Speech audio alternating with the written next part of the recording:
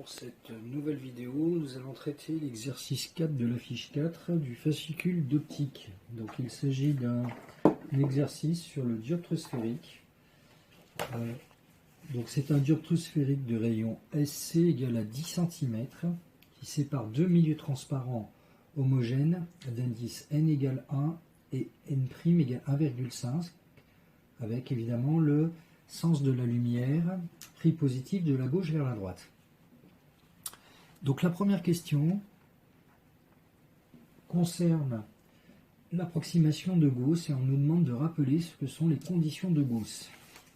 Et on nous dit que dans la suite, ces conditions seront vérifiées. Alors pour un système centré, les conditions de Gauss, il est utilisé dans les conditions de Gauss s'il n'est traversé que par des rayons qui sont proches de l'axe ou faisant avec celui-ci un angle qui reste faible. Dans les conditions de Gauss, un système optique a un stigmatisme, on dit approché, ou qui peut être un stigmatisme parfait dans le cas d'un miroir, c'est-à-dire que tout point A proche de l'axe a un point image A', donc a pour image un point. Donc ça veut dire condition de Gauss,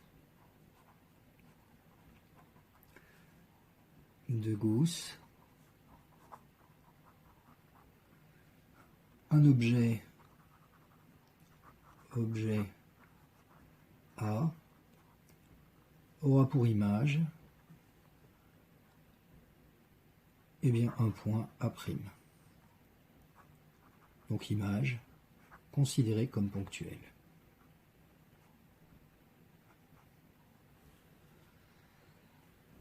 Dans la deuxième question, on nous demandait donc de faire un schéma du dioptre, de placer les foyers objet et image F et F'. Ce dioptre est-il convergent ou divergent? Alors on a, si on prend la situation, on a le sommet S, on va commencer par faire un schéma, le sommet S du dioptre. On a SC qui est égal à 10 cm, c'est-à-dire que C va se trouver par là, pour avoir une dizaine de centimètres. On va avoir donc le dioptre qui sera symbolisé comme ceci, avec donc deux milieux, N et N', N à gauche, N égale à 1, et N' de l'autre côté égale à 1,5. Ce serait véritablement la situation que l'on aurait dans le cas où on a de l'air sur la partie gauche et typiquement du vert sur la partie droite. Donc on peut tracer l'axe optique principal de ce dioptre sphérique. Donc il suffit que je fasse l'axe qui passe par le sommet S et par C. Et j'ai donc l'axe optique principal. Alors, pour déterminer si le dioptre est convergent ou divergent, une méthode serait de déterminer quel est le foyer image de ce dioptre.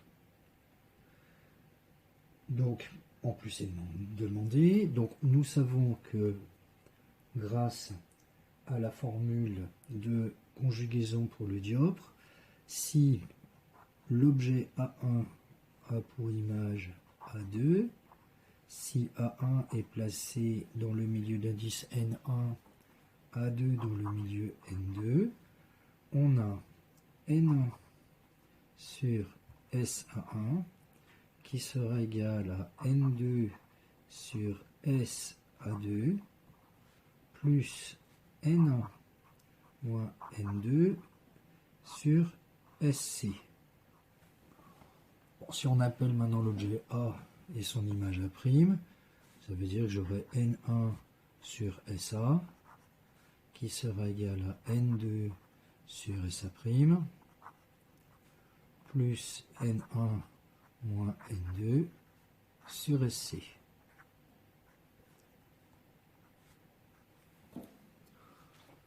De plus, on sait que si A est placé à l'infini, alors A' doit être au foyer image du dioptre. Le terme N1 sur SA va donc tendre vers 0 et on aura 0 qui sera égal à N2 sur SF' plus N1 moins N2 sur SC. Soit encore SF' qui sera égal à N2 SC. Donc on voit que SF' va être égal à N2 SC sur N2 moins N1. En remplaçant par les valeurs numériques, on trouve finalement que SF' est égal à 30 cm. Cela m'a conduit à modifier ma figure originelle. J'avais mis C beaucoup trop loin en la mettant à l'échelle. Supposons que maintenant SC, c'est-à-dire 4 carreaux correspondent à 10 cm, on voit que SF' viendrait se placer sur la figure en cette position. On voit donc que F' va être à droite de S, donc le dioptre va être convergent. De même, si A' est vers l'infini, on va déterminer maintenant la position de F. Alors A sera au foyer objet du dioptre sphérique.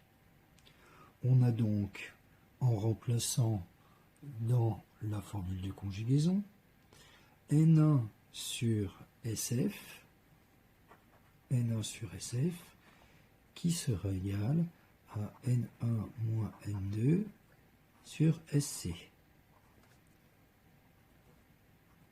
Donc SF sera égal à N1 SC sur N1 moins N2. Soit, si je remplace par les valeurs numériques, N1 c'est 1, SC c'est 10, que divise N1, 1, moins N2, N2 c'est 1,5, soit encore que SF sera égal à 10 sur moins 0,5, c'est-à-dire moins 20 cm. Nous venons donc de finir cette question 2. Je peux placer moins 20 cm, 1, 2, 3, 4, 1, 2, 3, 4. F va donc être positionné sur la figure ainsi. On nous demande de placer, donc, de calculer la position et la taille de l'image obtenue.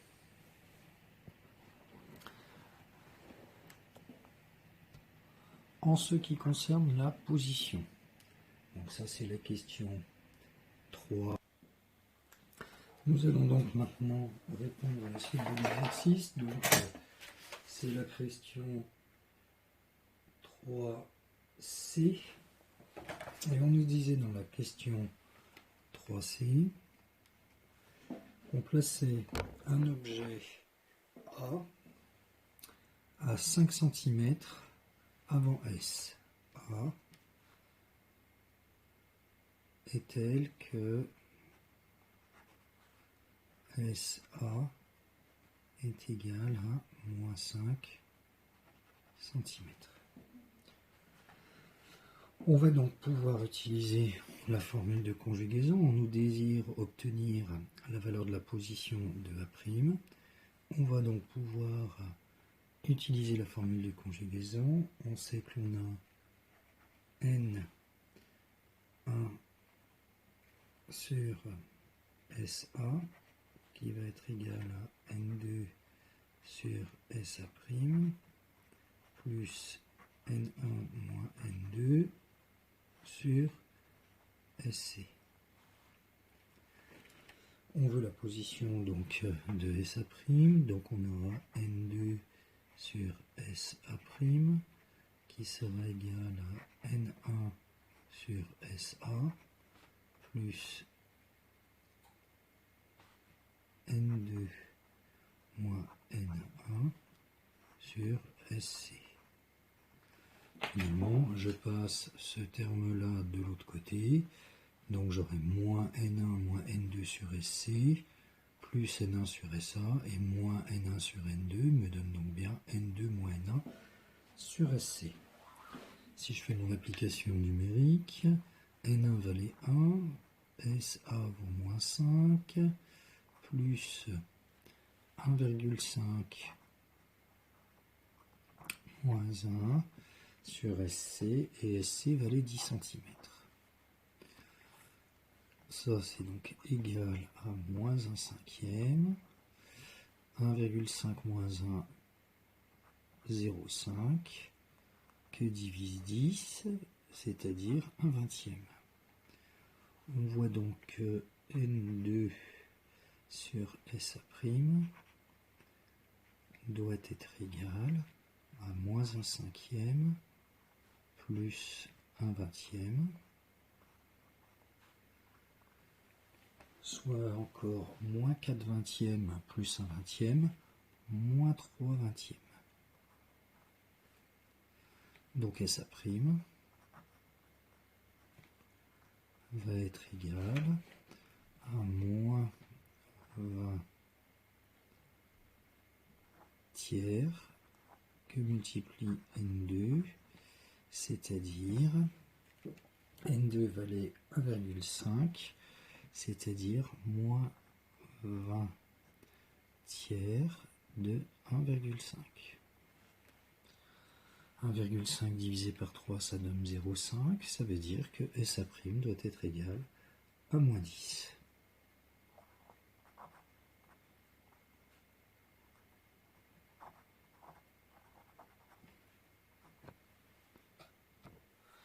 J'ai donc retracé ma figure et je vais pouvoir faire le tracé de l'image A' du point A, ou en tout cas de l'image B' du point B. On sait que tout rayon issu de B qui passe par le centre du dioptre sphérique n'est pas dévié, donc je vais le tracer ici. On sait que tout rayon parallèle à l'axe optique doit venir passer par le foyer image de la lentille.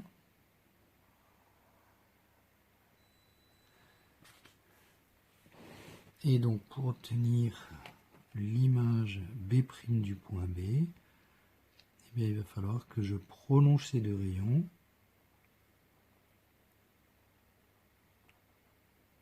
Donc je les prolonge donc en pointillé pour obtenir l'image B' du point B, et ainsi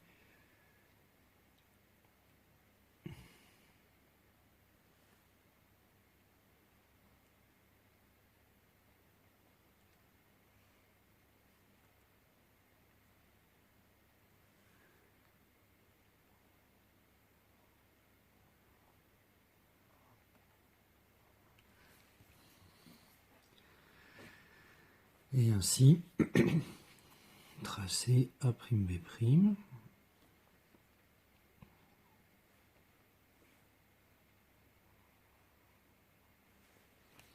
qui sera donc ici. A'B',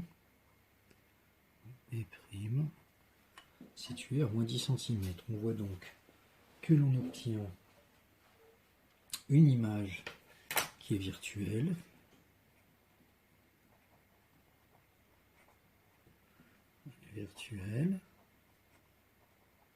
puisqu'on a dû prolonger les rayons.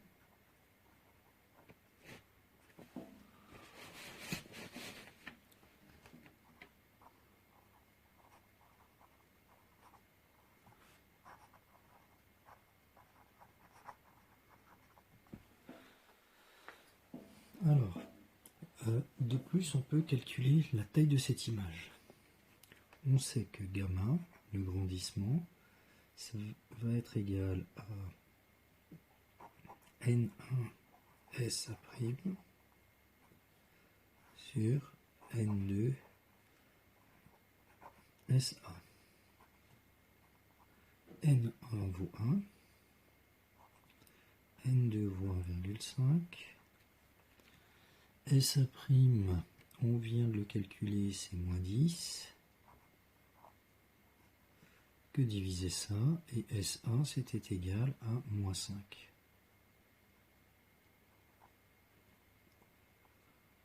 Donc 10 sur 5, ça me fait 2, que divise 1,5, ça nous fait 4 tiers.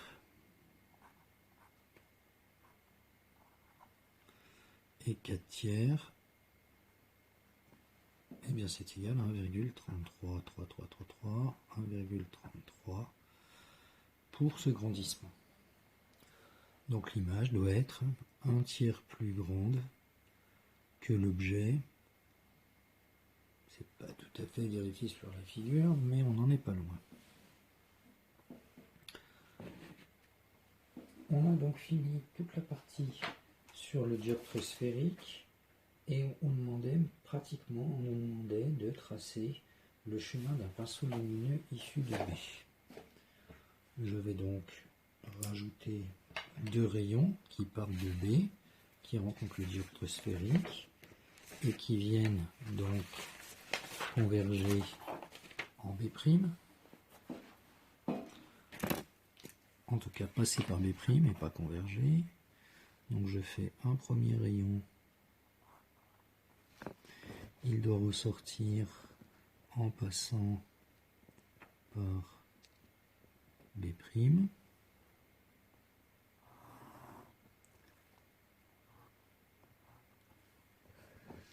Je peux faire un deuxième rayon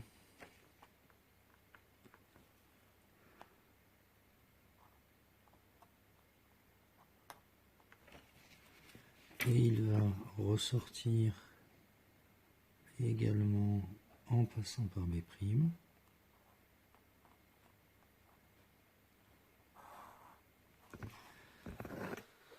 De sorte que mon pinceau lumineux sera ici sur ma figure. Voilà, donc là j'ai terminé la partie concernant le dioptre sphérique. Dans la suite de l'exercice, nous allons retraiter cet exercice en considérant que la surface du dioptre sphérique ici est réfléchissante et que l'on a désormais un miroir sphérique. Donc cet exercice est similaire à l'exercice que nous avons déjà vu, qui était l'exercice 1 de la fiche 4. Donc miroir sphérique.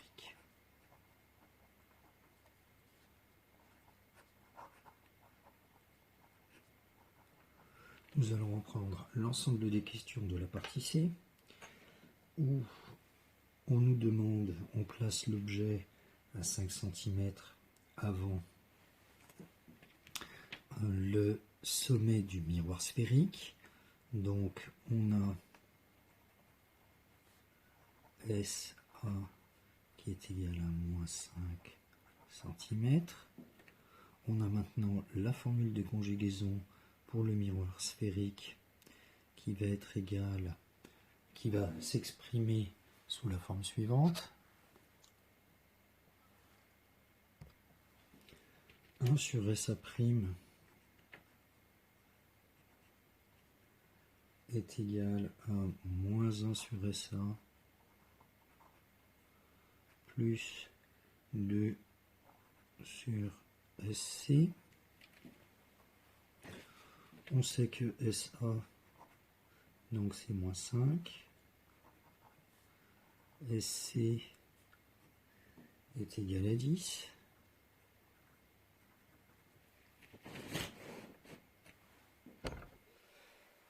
Donc je remplace dans l'expression et on a donc 1 sur SA' qui va être égal à moins 1 sur moins 5, moins 1 sur moins 5, plus 2 sur 10, qui va donc être égal à 2 sur 5, ce qui veut dire que SA'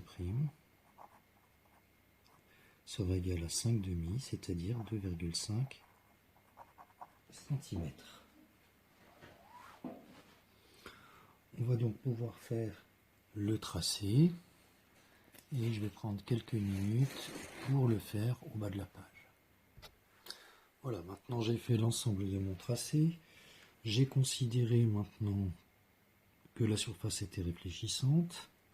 J'ai bien SA qui est égal à moins 5 cm. Je fais le calcul SA' me donnait 2,5. Et si je considère un rayon issu de B qui passe par le centre C du miroir, c'est un rayon qui n'est pas dévié. Je considère maintenant un rayon parallèle à l'axe optique. Il doit venir passer par le foyer image de ce miroir sphérique. Or, on sait que SF est égal à SF', va être égal à SC sur 2. Donc SC que divise 2F est placé juste au milieu de SC, de sorte que le rayon qui arrive parallèlement à l'axe optique vient passer par ce foyer. L'intersection de ces deux rayons me permet de tracer l'image B' du point B. Comme nous l'avions vu, nous avons bien SA' qui est égal à 2,5 cm. Nous pouvons conclure que l'image est virtuelle, puisqu'on a dû prolonger les rayons pour l'obtenir, et donc pour la tracer. Il me reste un seul élément à préciser. Il s'agit donc du grandissement, et donc je vais le noter ici. Gamma est égal, donc c'est toujours A'B' sur B, mais dans le cas d'un miroir sphérique, il est égal à moins SA'